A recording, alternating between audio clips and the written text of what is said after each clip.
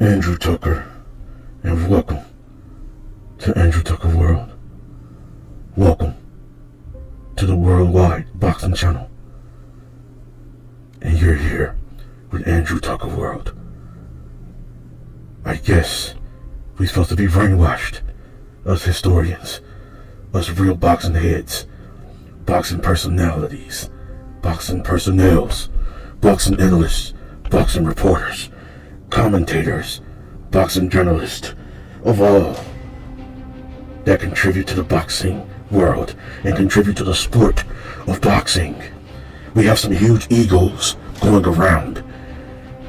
We have some people feel like they are entitled to control all the minds, all the personalities, sense of humor, all the way of thinking, all the ways of thinking coming from boxing fans. The thinking, the mind. Control. They feel authority to even control platforms, other boxing channels, because they feel the oracle. They feel that they are the one, like Neo. They feel that they have all the answers. They feel that they are the source. They feel that they are the root core of everything. God complex, or just arrogant, with narcissistic traits. Arrogant, thinking that they have all the answers, that they are the only one with wisdom, knowledge, and understanding, thinking that they are the Wikipedia or dictionary of understanding everything coming from every angle, every direction, every realm when it comes to the sport of boxing. I am a historian, but I can say there are those who goes a little deeper than me, that introduced me to the YouTube boxing community and introduced me to the realm as a boxing analyst. Historians saw in me what they didn't see in so many others. And not saying that those that don't know, but there are those who know that don't want to admit it or don't even care. But understand, I am one of the titans of this community. Whether 1,000 subscribers or 1 billion, I am one of the titans. I am one of ye that sits on the throne as a historian, learned by the best historians, family and friends of many, many, many generations. Well, I can't say many, but I can say it's been 30 plus for me. Maybe even getting my feet wet a little bit at times, but as I participated as an amateur fighter, but learning the sport beforehand by historians, former fighters and scientists and doctors when it comes to boxing. I am a worldwide boxing channel. I am leader of a worldwide community known as the Tucker Army, in a special group of people known as the UK Army. Tucker Army Worldwide, stemming from different regions and lands, coming from different continents in its respected countries, regions, and lands, stemming from Asia, Africa, Australia, Europe, South America, North America. I am one of those titans. I am a worldwide boxing channel. Andrew Tucker World.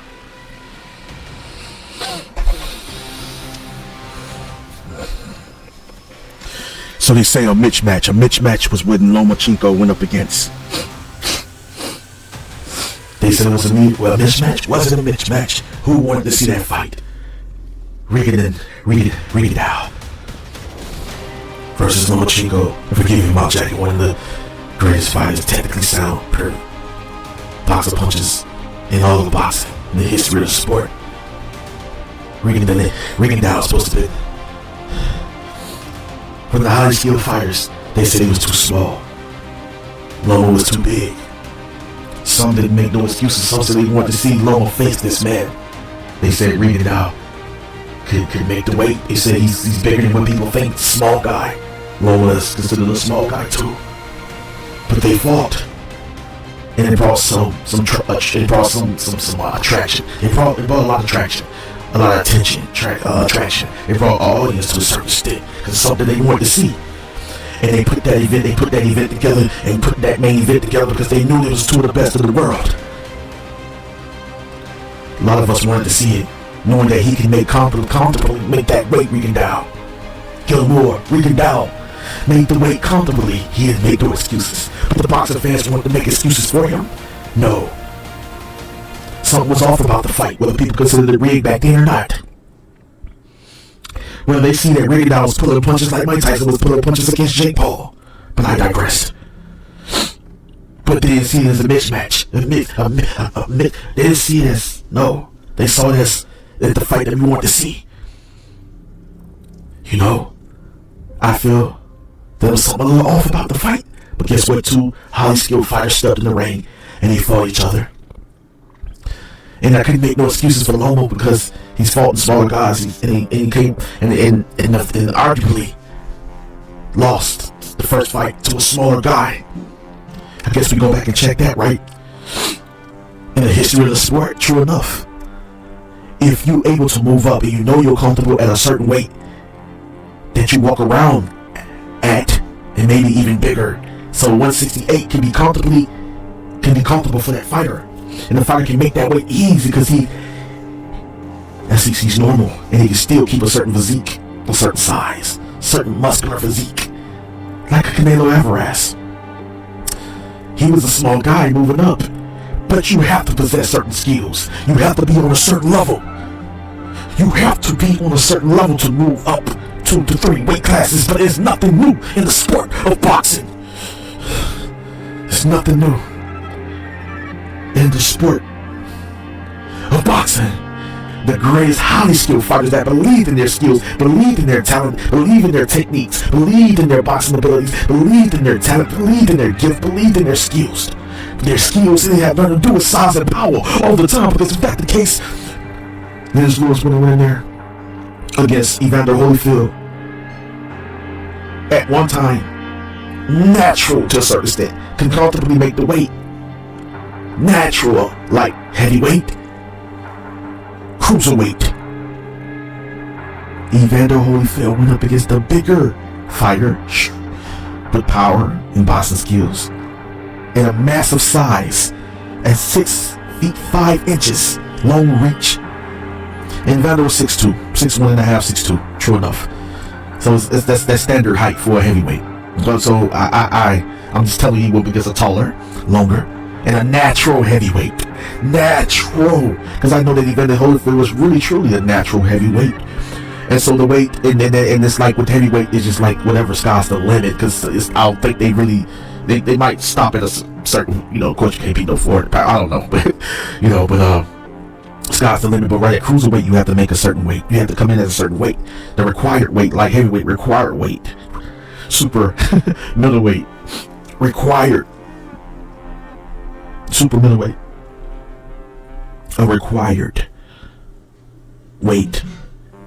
And of course, all the other weight classes. Required weight.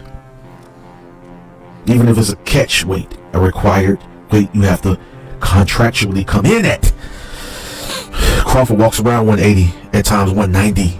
Strong, built, pinning down heavyweights, tussling and hurting heavyweights and sparring. Sometimes sparring can be just as good as fighting certain caliber opponents. I never made no excuses when you had two great fighters and knowing that the fighter can make the weight. And I'm a believer, a firm believer, that a fighter have to fill out at a certain level, have to fill out within that weight, because sometimes when you rehydrate, a fighter that's normal to the weight can be bigger. Canelo can come in the night of the fight, rehydrating, every bit of wearing in that ring, wearing at that weight, which is super middleweight. At that weight, at 168, every bit of weight probably 185 on that night. Crawford about a good solid 172, 169, 172. He's a nice physique, strong, just like he was for the Spence fight. Spence is a natural. If you want to be honest with you, it's Kavalauskas. Mean Machine's a natural 100 and easy can make 168. I kid you not. Go ask the fighters yourself. Can easily make 168. Can easily make 175. Kavalauskas, yes, Mean Machine, yeah, easy. Sean Porter is actually a natural. If you want to be technical, if you want me to be honest, Sean Porter is a natural. Go ask him. He can fill out easy at 168, even like Canelo at 175. Yeah, and dominate and have problems. And I don't like to bring in the amateurs because you elevate you. Some can stay within that same skill set, and some elevate, some transition into even better fighters on a professional, especially experiencing and perfecting their craft. Yeah.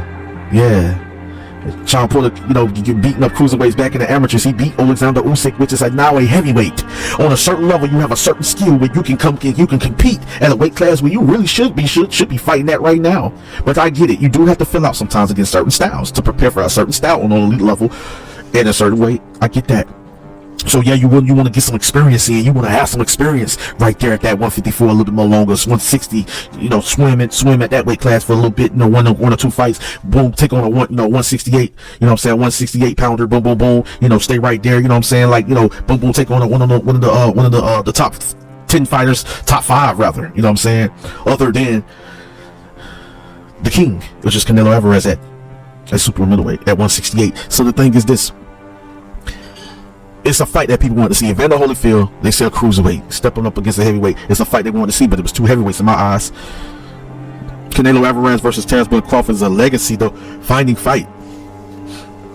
So any other fighter that's moving up and down, okay, people gonna be real about it, be like, no, I don't think he should do it, and I can respect and honor those guys that keep it real and just tell the truth. But a fighter ain't gonna sometimes see it the way you see it, and sometimes he can move up and down 2 weight classes, 3 weight classes. Manny Pacquiao, Floyd Mayweather Jr., Terrence Bud Crawford, Canelo Alvarez. These fighters on a whole other level are skillful, masterful fighters that believe they can do it because they already making that weight or even bigger, and they normally filling out. So when you get rounds in the sparring session and preparing for a fight, preparation for a fight, you're going to get that same experience just like you in that ring. And sometimes intense sparring can just be just as worse when you're fighting against, when you're sparring against heavyweights, when you're sparring against cruiserweights. Terrence Bud Crawford lifting 250 pounds, as a strong as a wrestler. So I can expect him to be strong as heck, pushing back bigger guys, slightly bigger guys, but he was probably a little bigger than Spence that night.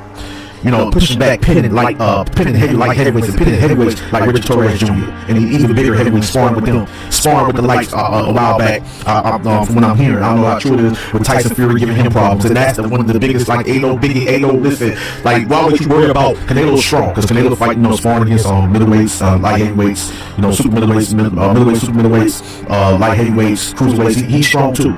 But if you was to ever see Crawford push him back, I wouldn't be surprised.